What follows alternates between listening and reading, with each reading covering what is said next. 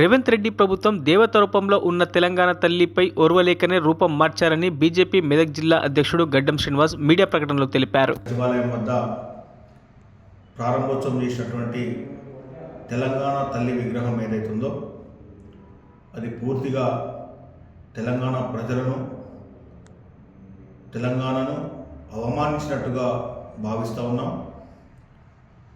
తెలంగాణ తల్లి అంటే తెలంగాణ సంస్కృతిని సాంప్రదాయాన్ని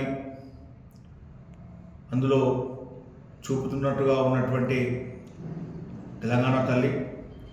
మరి ఇది తెలంగాణ తల్లి విగ్రహం కాదు, ఇది తెలంగాణ కాంగ్రెస్ విగ్రహంగా మేము భావిస్తూ ఉన్నాం.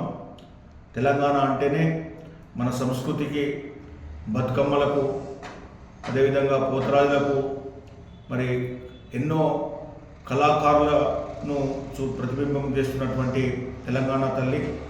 మరి అటువంటి తెలంగాణ తల్లి రూపురేఖలు మార్చినటువంటి ఈ రేవంత్ రెడ్డి ప్రభుత్వం ఏదైతే ఉందో ఇది చాలా బాధాకరం. మరి తెలంగాణ ప్రజలందరూ కూడా గమనిస్తూ ఉన్నారు.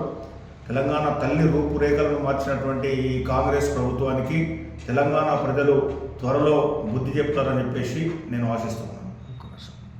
మరిన్ని అప్డేట్స్ కోసం మా ఛానల్ని సబ్స్క్రైబ్ చేయండి.